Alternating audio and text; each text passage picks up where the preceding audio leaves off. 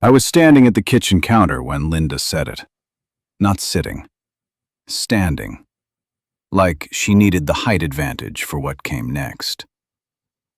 Robert, the board meeting is family only this time. You know, the people who are actually involved in running things now. I'd built Thompson and Associates from nothing. 33 years of 60-hour weeks, missed soccer games, delayed vacations. Sold it 8 months ago to a private equity firm, stayed on as advisor. My son-in-law Mark ran operations now. My daughter Jennifer handled marketing. Even my younger son David had a VP title, though I wasn't entirely sure what he did with it. And now, I wasn't involved in running things. It's just easier, Linda continued, not meeting my eyes. You have your golf, your woodworking. Mark said last time you kept bringing up the old way of doing things, and it made everyone uncomfortable. The old way. The way that built something worth $40 million. I see, I said. Don't be difficult about this, Robert. You're retired. Enjoy it. There was that word, difficult. The one she'd been using for about a year now, any time I had an opinion that didn't align with the new regime. Difficult meant I questioned Mark's decision to cut the training budget by 40%. Difficult meant I thought firing Denise Patterson, who'd been with us for 19 years, deserved more than an email. Difficult meant I still believed my voice should matter. So I didn't go to the meeting. I went to my workshop instead, the one in the detached garage that Linda called Robert's retirement hobby. I'd been spending a lot of time there lately. Not woodworking, though that's what I let everyone think. I'd been coding. Sounds strange, right? 63-year-old former business owner teaching himself Python and SQL. But I'd always been good with systems, with processes, with seeing patterns others missed. That's what made Thompson and Associates successful.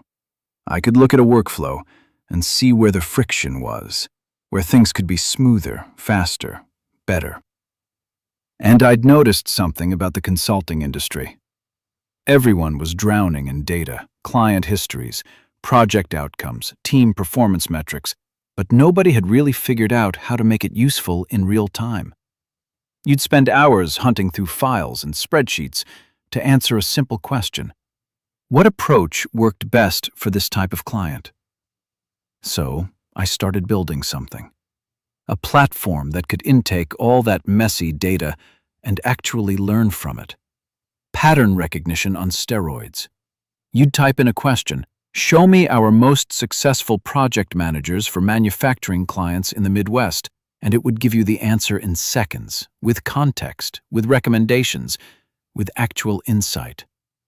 I called it Pathfinder. The first few months were brutal. I'd wake up at 5 a.m. before Linda and work until I heard her moving around upstairs. Then I'd switch screens, pull up some woodworking forum, and pretend I'd been reading about dovetail joints. By October, I had something functional, basic, but functional. I tested it with the data from my own company's history, well, the data I still had access to. The results were remarkable. Questions that used to take our analysts days to research came back in under a minute. Then I showed it to Michael Chen. Michael had been my CFO for 12 years before he left to start his own advisory firm. We'd stayed in touch, had coffee every few weeks. He was 42, sharp as hell, and one of the few people from my old life who didn't treat me like I'd been put out to pasture. I've been working on something, I told him over coffee at Redstone's, our usual spot. Wondering if you'd take a look. I pulled up Pathfinder on my laptop, gave him a quick demo. His face went from polite interest to actual focus in about 30 seconds. Wait, hold on, go back. How did it cross-reference those datasets?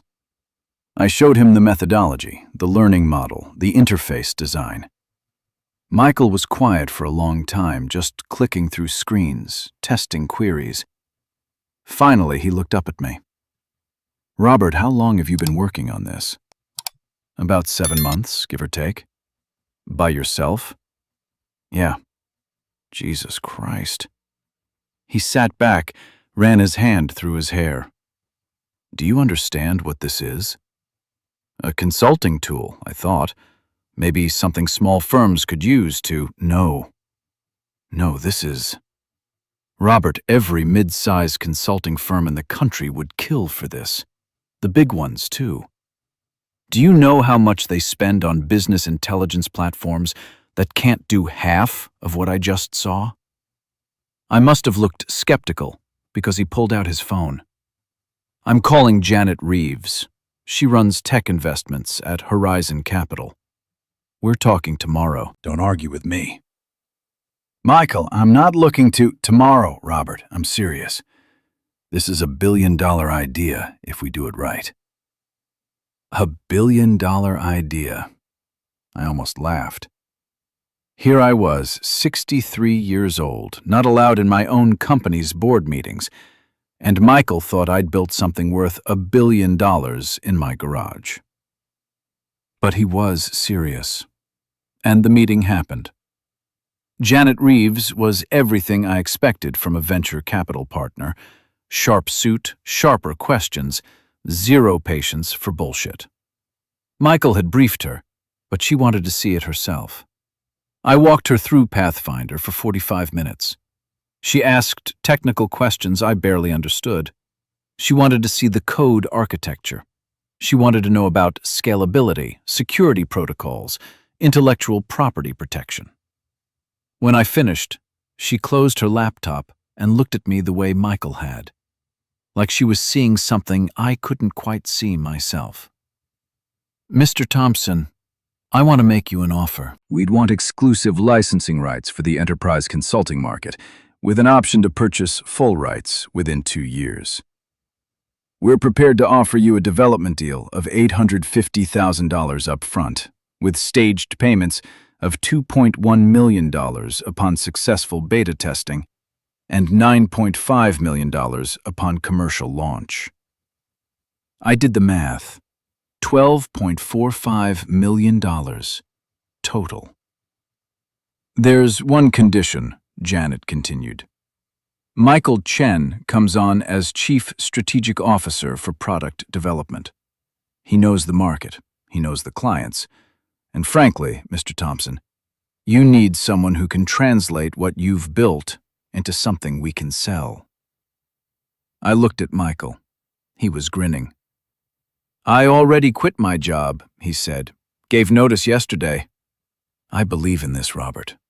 I believe in you. I believe in you." Nobody in my family had said that in 2 years. "I need a few days to think about it," I said. Janet nodded. "Of course, but I'll need an answer by Friday." This moves fast, or it doesn't move at all. I drove home in a daze, pulled into the driveway and just sat there for a while, hands on the steering wheel. Linda's car was gone, book club night. The house was dark except for the light in my workshop. $12.45 million. For something I'd built alone, in secret, while everyone assumed I was making birdhouses. I didn't tell Linda that night. I'm still not sure why. Maybe because I needed to sit with it myself first. Maybe because I knew that telling her would change something fundamental, and I wasn't ready for that change yet. I signed the papers on a Thursday. Janet, Michael, and a small army of lawyers in a conference room that smelled like expensive coffee and leather. They wanted to announce the partnership in 2 weeks, pending final due diligence. Horizon Capital had connections at Forbes, at TechCrunch, at the Wall Street Journal. "This is going to be big," Janet said as we shook hands. "Get ready for attention." I still hadn't told my family. Kept meaning to, but the moment never felt right. Thanksgiving came and went. I was politely disinvited from that, too. Mark's parents were coming, and you know how crowded the table gets. Linda went without me. Again. I spent Thanksgiving with Michael and his wife, actually. She made a turkey. We talked about product roadmaps and go-to-market strategies. It felt good to be useful again. The press release went out on a Monday morning at 9 a.m. Eastern. Forbes picked it up by 10:30. Former business owner develops AI-powered consulting platform, secures $12.4 million deal with Horizon Capital. My name was in the headline. My phone was dead silent until 11:47 p.m. Then it started ringing. David's name on the screen. "Dad?" His voice was strange, high-pitched. "Dad? Are you awake?" "I am now." Did you... Okay, I'm just going to ask. Are you Robert Thompson? Last time I checked. No, I mean, there's a Robert Thompson on Bloomberg right now. Former CEO of Thompson and Associates. It says he just signed a deal for some kind of artificial intelligence thing.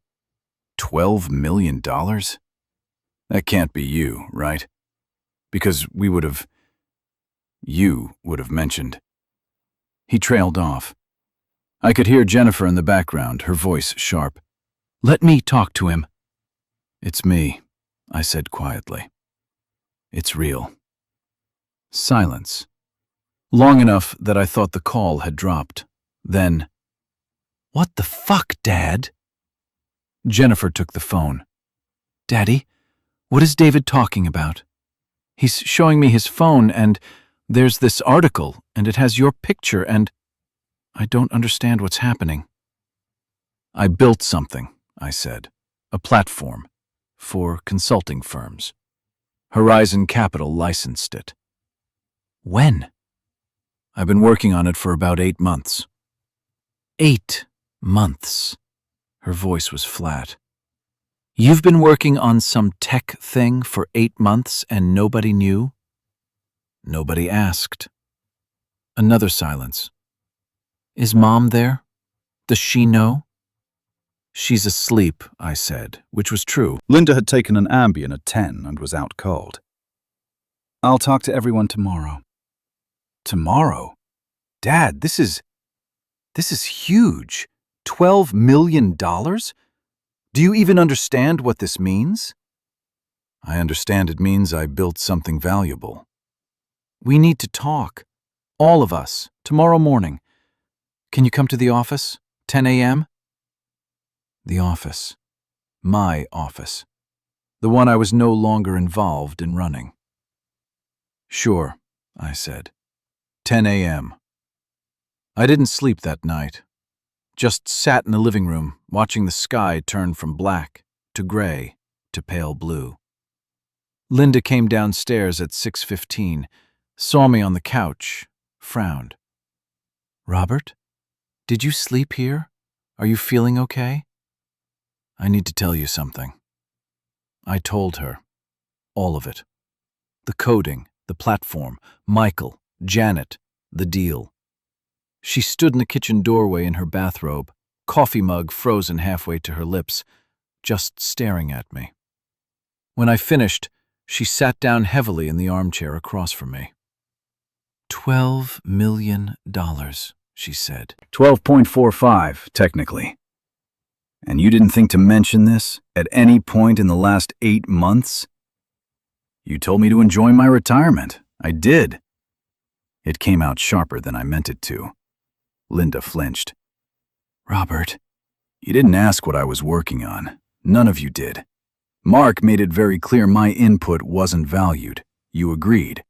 So I stopped offering it." "That's not fair, isn't it?" "Linda, you disinvited me from Thanksgiving, from my own company's board meetings. You called me difficult every time I had an opinion. So I found something else to do with my time." She opened her mouth, closed it. Tears were forming in her eyes, but I felt empty. Just empty. "The kids want to meet at 10, I said, at the office. I assume you'll want to be there." "Of course I'll be there. Robert, we need to talk about..." "At 10, I repeated, and walked upstairs to shower.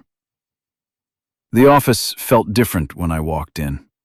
People looked at me, actually looked at me, not through me. Sarah at reception stood up when I entered. Mr. Thompson, congratulations, we saw the news. Thanks, Sarah. Mark's assistant appeared, nervous. They're ready for you in the conference room, Mr. Thompson. Can I get you anything? Coffee? Water? I'm fine. The conference room was full. Linda, Jennifer, David, Mark. Also Mark's father, Tom, for some reason. Also Jennifer's husband, Brett. A whole tribunal. Jennifer hugged me, tight. Daddy, I can't believe you did this. David shook my hand, formal. It's incredible, Dad. Really. Mark stood but didn't approach. Robert, hell of a thing to wake up to. Why don't you sit down and walk us through it? So I did.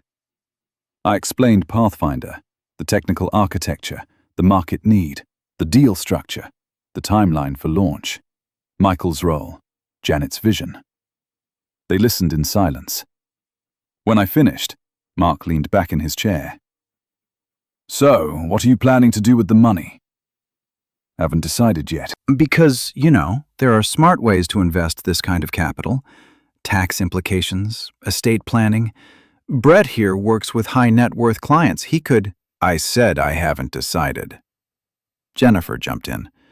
What Dad means is he's still processing. This just happened, right, Daddy? Sure. Tom, Mark's father, cleared his throat. Robert, I think what everyone's trying to say is that this is wonderful news. For you, for the family. And naturally, we want to make sure you're thinking strategically about next steps. Naturally. I am thinking strategically, I said. That's why I built Pathfinder in the first place. Of course. But this is different territory. Tech ventures, licensing deals. This isn't really your area of expertise, Tom. I kept my voice level. I just secured a $12 million deal with one of the most respected venture capital firms in the country. I'd say it's exactly my area of expertise.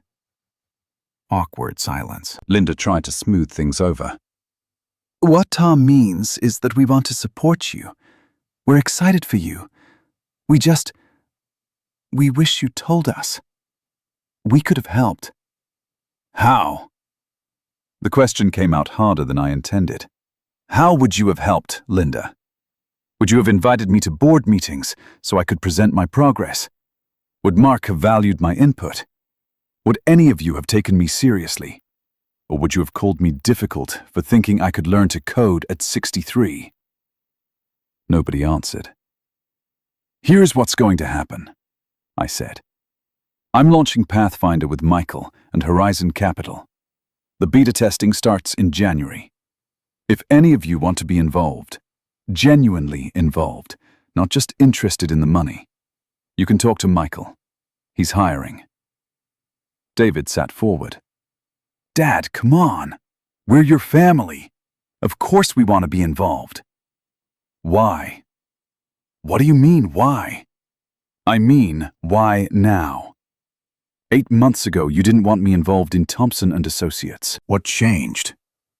That's not fair, Jennifer said. The company situation was complicated, you know that. I know Mark told me my opinions made people uncomfortable. I know you all agreed I should step back. I know I spent Thanksgiving alone because there wasn't room at the table. So I'm asking, what changed? The silence was deafening. Finally, Mark spoke. The money changed, Robert. Let's not pretend otherwise. You're suddenly very valuable again, and yes, that changes the dynamic. Is it fair? Maybe not. But it's honest. I looked at him for a long moment. Then I stood up. I appreciate the honesty, Mark, really. Here's mine. I don't need to be valuable to deserve respect. I don't need a Forbes headline to have a seat at my own Thanksgiving table. And I don't need any of you to validate what I've built. I turned to Michael, who was standing in the doorway. I'd asked him to come for moral support. We're done here. Let's get lunch. Robert, wait! Linda stood up, her voice breaking. I stopped, turned around. She was crying now, really crying. I'm sorry. I am so sorry. You're right, about all of it. I got so caught up in keeping the peace, in not making waves, that I forgot to keep you. Those words hit me like a truck. I forgot to keep you. When the kids started making decisions without you, she continued, I told myself it was natural. They're running things now. You're retired. It's their turn.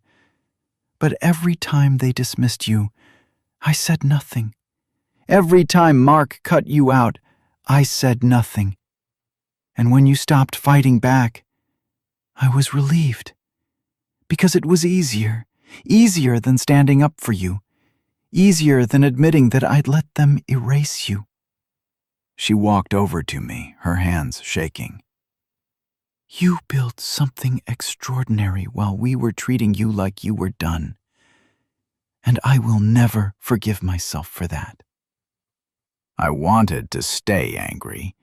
I wanted to hold on to that righteous fury. But looking at Linda's face, I saw something I hadn't seen in a long time. She actually saw me. Not retired Robert, not difficult Robert, just me. I need time, I said quietly. I need you to understand that this isn't fixed with one apology. I know. And I need you to understand that I'm not the same person I was a year ago. I won't be quiet anymore. I won't make myself smaller to make everyone else comfortable. I don't want you to, she said. I want you to be exactly who you are. The person who builds billion-dollar platforms in his garage. The person who still has more to offer than any of us combined. I'm sorry it took $12 million for me to remember that. David stood up. Dad, I'm sorry too. I let Mark set the tone. I should have pushed back. Jennifer nodded, tears streaming. We got so focused on the new chapter, but we forgot you wrote the whole damn book. I'm sorry, Daddy. I looked at Mark. He met my eyes, and to his credit, he didn't look away. I don't have excuses, he said. I was threatened by you. You built something incredible, and I inherited it. And every time you questioned my decisions, I felt like you were saying I wasn't good enough. So I froze you out. That was wrong. Yes, I said, it was. If you'd give me the chance, I'd like to learn from you. Really learn. Not just about Pathfinder, but about how you see problems, how you build solutions. Because, clearly, I've been missing something. I let that sit for a moment. Then I turned to Michael. Tell them about the expansion plan. Michael stepped into the room, professional mode activated. Pathfinder's initial focus is consulting firms, but the underlying technology has applications across multiple industries: law firms, healthcare systems, financial services. Robert and I have been discussing a holding company structure. Instead of just licensing one platform, we build a family of products, all powered by the same core intelligence. He pulled up a presentation on the screen. We'd need expertise in each vertical market. We'd need operational leaders who understand both the technology and the business. And we'd need people who are willing to learn, to admit what they don't know, and to trust the process. I looked at my family. If you're serious about being involved, here's the deal. This isn't Thompson and Associates version 2. This is something new. I'm building it with Michael, and I'm doing it my way. No more being pushed aside. No more being called difficult for having vision. You want in? You start at the bottom. You learn. You earn your place. And if we do that, David asked, then maybe we build something together. Something real. The meeting ended shortly after. I didn't have all the answers. I didn't suddenly trust everyone again. But something had shifted. Linda and I drove home in silence. When we pulled into the driveway, she put her hand on mine. I know you need time. I know I have to earn back your trust. But I want you to know something. I'm proud of you. Not because of the money, because you refused to disappear. You could have let us shrink you down to nothing, and instead you went out and built something extraordinary. That's who you've always been. I'm sorry I forgot. That night I went back to my workshop, not to code. I just sat there in the chair where I'd spent hundreds of hours building Pathfinder. My phone buzzed, a text from Jennifer. Daddy, I pulled Pathfinder's specs. It's beautiful. The architecture, the logic, everything. You didn't just build a platform. You built a masterpiece. Can I come by tomorrow? I want to understand how it works. Really understand, not just skim the surface. Then David. Hey, Dad. Been thinking about what you said. I want to learn. For real, no shortcuts. Would you teach me? Then, surprisingly, Mark. Robert, I was wrong. About a lot. Let's talk Monday. I have some ideas, but I want your input first. As the actual expert. I sat there, phone in hand, and felt something I hadn't felt in 2 years. Hope. Not because they suddenly valued me. Not because of the money or the press or the recognition. But because I'd proven something to myself. I wasn't done. I wasn't irrelevant. I wasn't difficult. I was just getting started. 3 months later, Pathfinder's beta testing exceeded every projection. 6 consulting firms in the pilot program, 97% user satisfaction, 300% increase in research efficiency. Forbes wanted a follow-up interview. TechCrunch called it the most disruptive innovation in professional services in a decade. Michael hired Jennifer to run user experience. Turned out she had real talent for understanding how people interact with complex systems. David joined as a junior developer, learning from the ground up, staying late, asking questions. Mark consulted on business development, and for the first time he asked for my opinion before making decisions. Linda started coming to the workshop, not to watch me code, but just to be there, to sit and read while I worked, the way we used to sit together when we were young. Comfortable silence. Partnership. We had Thanksgiving at our house this year. Real Thanksgiving, not the kind where I'm disinvited. Everyone came. Jennifer and Brett, David and his girlfriend Maria, Mark and his family, even Tom and his wife. Before we ate, Linda asked me to say something. I stood up, looked around the table at these people who'd forgotten me and then remembered, who'd dismissed me and then learned better. Last year, I said, I spent Thanksgiving alone. It was the worst day of my life. Not because I was alone, but because I felt erased. Like everything I'd built, everything I was, didn't matter anymore. I paused, collected my thoughts. But that day taught me something important. Respect isn't something you can demand, and it's not something you should have to earn over and over again. Real respect, the kind that matters, it's baseline. It's the foundation. You don't get extra credit for treating people with dignity. I looked at Linda. That said, people can learn. They can grow. They can recognize when they've been wrong and do the hard work of change. And when they do that, When they really do that, maybe you give them another chance. I raised my glass. So here's to second chances, to family that's willing to do better, and to building something that lasts, whether it's a business or a relationship or just a moment of genuine understanding. To all of it. To all of it, they echoed. We drank, we ate, we laughed. And for the first time in years, I felt like I was part of something again. Not because I'd proven my worth, not because I'd made money, but because I'd refused to disappear, and in doing so, I'd given them space to remember who I actually was. Later that night, after everyone left, I walked out to my workshop one more time. My phone buzzed. A text from Michael. Horizon wants to move up the full launch.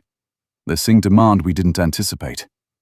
Janet thinks we should start the second product line by Q2. You ready for this? I smiled and typed back. I've been ready my whole life. And I had been. Not ready for the success, exactly, but ready for the challenge.